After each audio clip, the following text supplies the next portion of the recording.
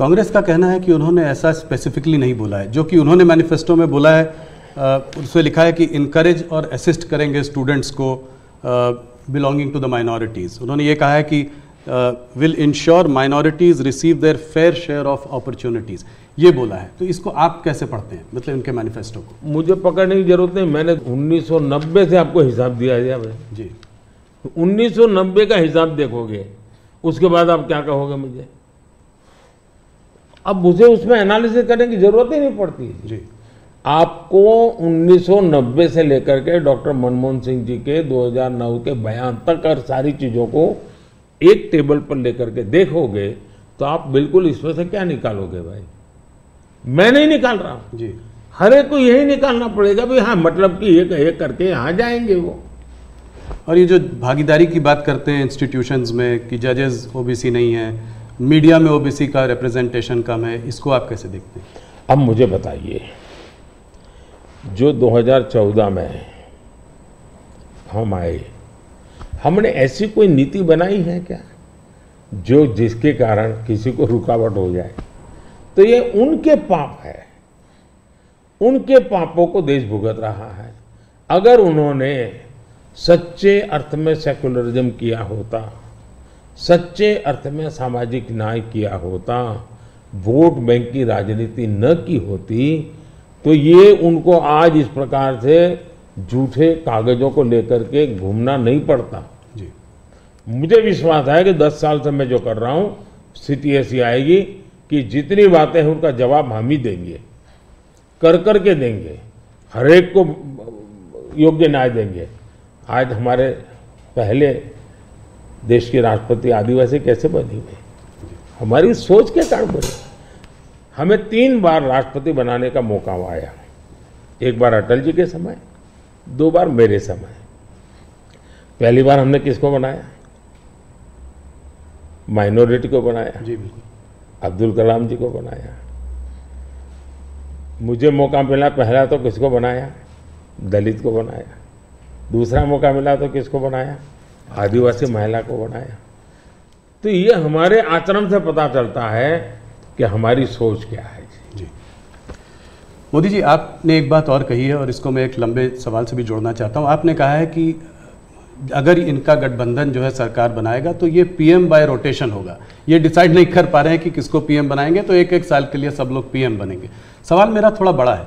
सवाल ये है कि क्या आपको लगता है कि जिस स्टेज में इंडिया का जो डेवलपमेंट स्टेज है उसमें कोएलिशन गवर्नमेंट काम करेगी या एक स्टेबल गवर्नमेंट ज़्यादा इफेक्टिव होगी? 2 अलग अलग सवाल है जी। देखिए, आप कांग्रेस का कैरेक्टर देखिए। उनके यहाँ राजस्थान में पार्टी के अंदर आंतरिक संघर्ष था, तो उन्होंने फॉर्मूला बनाई 2.5 साल मुख्यमंत्री की, 2.5 साल एक मुख्यमंत्री रहेंगे, 2.5 साल दूसरे ये राजस्थान में फॉर्मूला बनाई थी, नॉन फॉर्मूला है। छत्तीसगढ़ में ऐसा उनकी पार्टी के भीतर झगड़ा हुआ तो वहाँ भी उन्होंने फॉर्मूला बनाई कि 2.5 साल एक, 2.5 साल दूसरा, और उन्होंने मामला संभाल करके गाड़ी चलाई। और ये भी सच्चाई है कि 2.5 साल के बाद वो मुकर गए। जी। यानी खुद की पार्टी के साथ धोखा किया, खुद की पार्टी के अंदरूनी धोखा करने की उनकी प्रवृत्ति, वो तो एक। इसका मतलब ऐसी फॉर्मूला कांग्रेस के दिमाग में होना ये प्रूवन है उसमें। और मैंने अभी कहीं मीडिया में पढ़ा कि उनकी एक कोई छोटी सी मीटिंग हुई थी, मीडिया में पढ़ा मैंने, और उसमें ये कहा कि भाई अब आज के स्थिति जब मोदी बार बार पूछ रहा है भाई इतना बड़ा देश किसको सुपुर्द करे, आपका नाम तो होना चाहिए ना, इतना बड़ा आप किसी का भी नाम दीजिए जी। कोई तो नाम देना पड़ेगा ना। अरे क्रिकेट की टीम होती है वो भी कैप्टन बताती है, कबड्डी की टीम होती है वो भी कैप्टन बताती है। भाई आप बता नहीं रहे हो कि इतना बड़ा देश दे किसको। और तब जाकर फिर उन्होंने कोई ऐसे फॉर्मूला बनाई है कि भाई 1 ईयर 1 पीएम फॉर्मूला। अब एक पीएम 1 साल रहेगा तो आएगा, पूरी नई सरकार बनाएगा, कैबिनेट बनाएगा, तो फिर शपथ समारोह चलते रहेंगे 5 साल, और क्या होगा जी। और देश संकट समारोह में उलझता रहेगा, वो शपथ समारोह में उलझते रहेंगे। अब कोई देश ऐसे चल सकता है? इतना बड़ा देश जी। देश ने 30 साल तक अस्थिरता देखी है, मिलीजुली सरकारों का दौर देखा है। आज दुनिया में भारत के प्रति विश्वास बढ़ा है। उसका कारण भारत के 140 करोड़ लोगों ने एक स्थिर, मजबूत, स्पष्ट बहुमत वाली सरकार बनाई। तो कोई भी भरोसा करेगा भाई हाँ जी। इस सरकार के पास मैंडेट है। मिलीजुली सरकार पर कोई भरोसा ही नहीं करता है। और इतना बड़ा देश ऐसे थोड़ा चल सकता है। लेकिन आज देश की राजनीति ऐसी है कि कोई एक पार्टी कितने ही बहुमत से क्यों न जीते, उसने रीजनल एस्पिरेशंस को ऑनर करना ही होगा। और इसलिए हमें पूर्ण बहुमत मिला, फिर भी हम सरकार एनडीए की बनाते हैं, एनडीए के साथियों को लेकर के बनाते, क्योंकि एक पार्टी को पूर्ण बहुमत मिलने के बाद भी देश के राजनीतिक उज्जवल भविष्य के लिए, देश के लोगों के एस्पिरेशंस के लिए, रीजनल एस्पिरेशंस को उतना ही रिस्पेक्ट देना चाहिए, उतना ही हिस्सा देना चाहिए। और ये कैरेक्टर एनडीए ने डेवलप किया है, भारतीय जनता पार्टी ने करके दिखाया है। आपने रीजनल एस्पिरेशंस की बात की तो उसकी बात हम लोग करेंगे।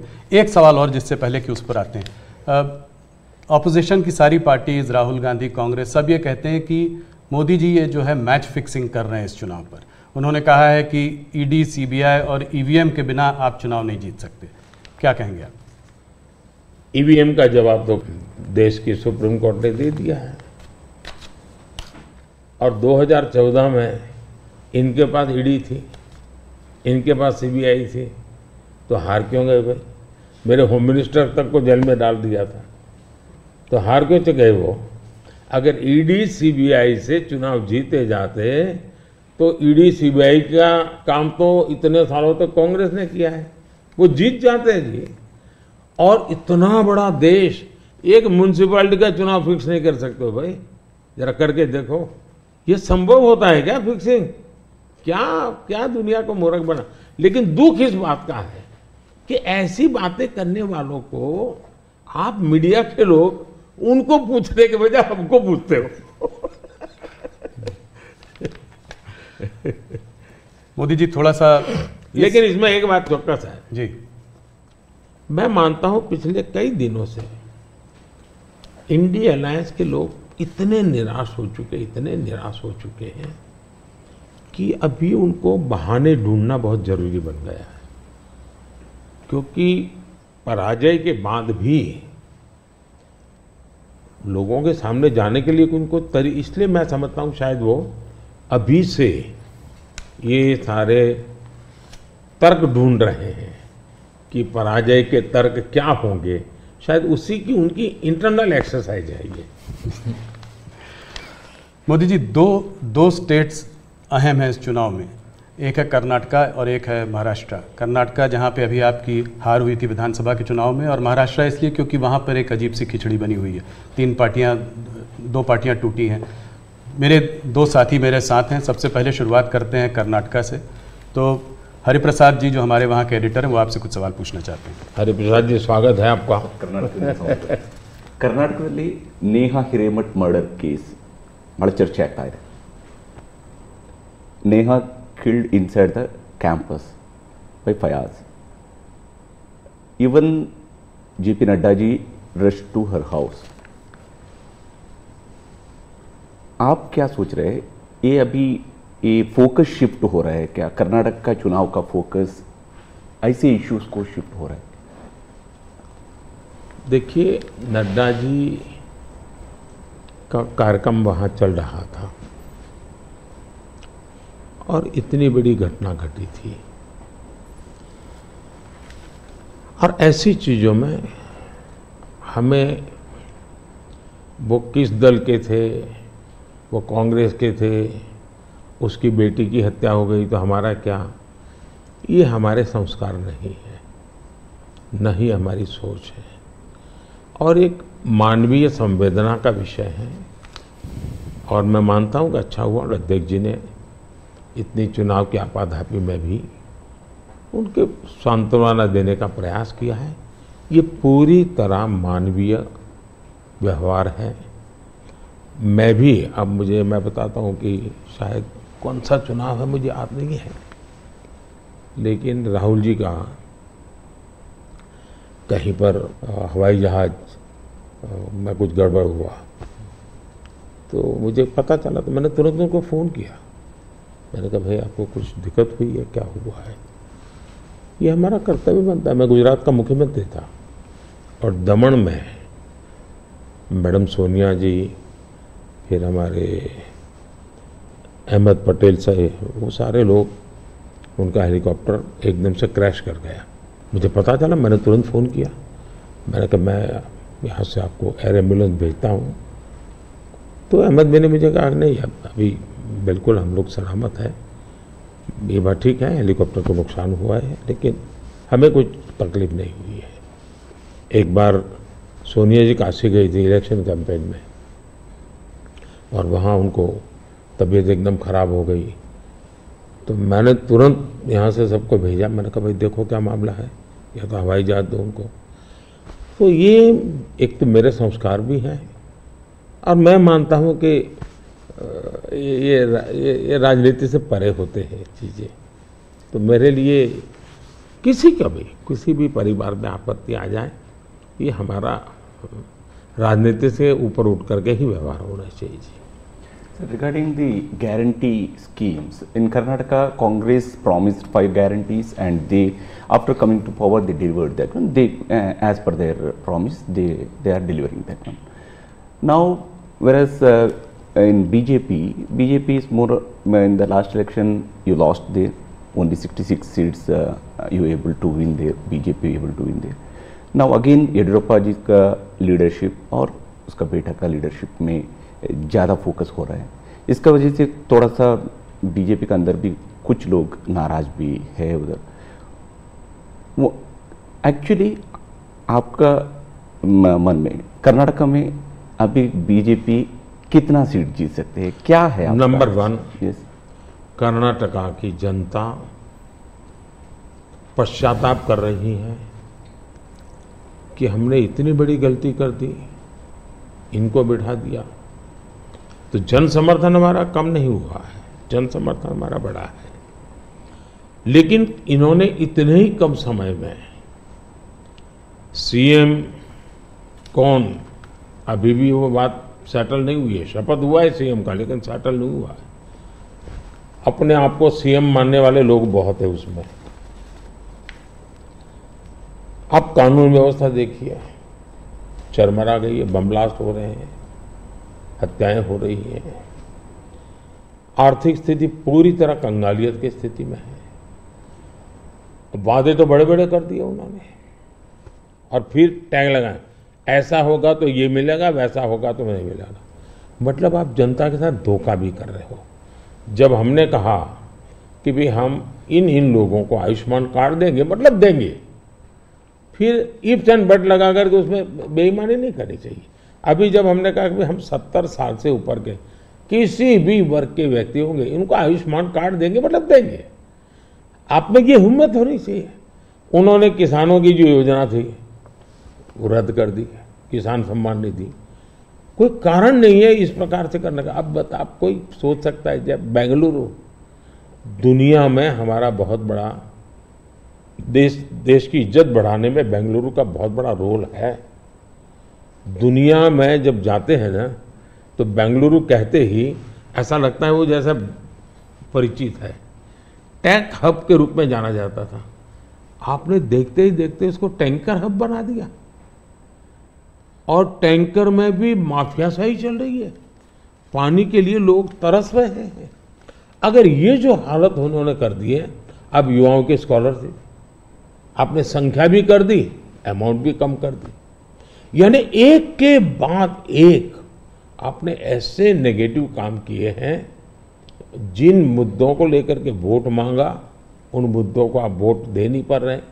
अच्छा, डेप्यूटी सीएम वो अपने भाई के लिए वोट मांग रहे हैं और वो खुद सीएम बन सके इसलिए सब खेल खेल रहे हैं। वो सीएम से हटे इसके लिए भी खेल खेले जा रहे हैं। जहां तक भारतीय जनता पार्टी का सवाल है, हम टीम स्पिरिट से काम करने वाले लोग हैं। भले मेरी टीम ने मोदी को आगे किया, लेकिन मेरी पूरी टीम काम कर रही है जी। उसी प्रकार से येडियुरप्पा जी हमारे वरिष्ठ नेता हैं, लेकिन काम पूरी टीम कर रही है और टीम मेहनत करती है, लोगों को विश्वास भी है और हम आगे बढ़ रहे हैं। The second phase selection of Karnataka, that's in nation it's the third phase, but for us in Karnataka it's the second phase election for 14 seats. There's northern part of Karnataka, majorly drought hit places are there. Now regarding this drought, बारे में already Congress is claiming that we went to Supreme Court. Now central government is forced to give a rightful compensation. What's your opinion? देखिए, सिद्धारा में है कि जब पुरानी सरकार थी और वहाँ ड्राउट था उस समय, मैंने खुद के ने उनकी पूरी टीम को यहाँ बुलाया था। एज ए प्राइम मिनिस्टर मैंने उनकी टर्म में इनको बुलाया था। बैठ करके मैंने कहा भाई पहले हम जल संचय की योजना हमें बनानी चाहिए।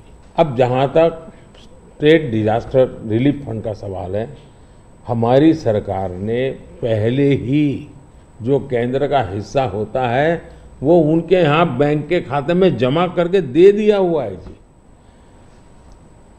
हमारी इंटर मिनिस्ट्रियल टीम उसने भी प्रभावित क्षेत्रों में जो नियम है, पद्धति वो जो हमने नहीं बनाई, कई दशकों से है, उसके अनुसार वो टीम वहाँ गई है, जाकर के उसने सर्वे किया है। और हर बार ऐसा होता है, जैसे मेरे यहाँ गुजरात में भूकंप हुआ तो मैंने एक मेमोरेंडम भेजा, भारत सरकार ने एक टीम भेजी, उन्होंने सर्वे किया, उन्होंने हिसाब किताब लगाया। अब ये सारी प्रोसेस चल रही है, आचार संहिता आ गई तो हमने इलेक्शन कमीशन को कहा कि भाई हमारे सामने ये विषय है, हम इसको जैसे ही आप परमिशन देंगे हम देना चाहते हैं। एनडीआरएफ के तहत अब राशि रिलीज भी कर चुके हैं उस नियम के अंतर्गत।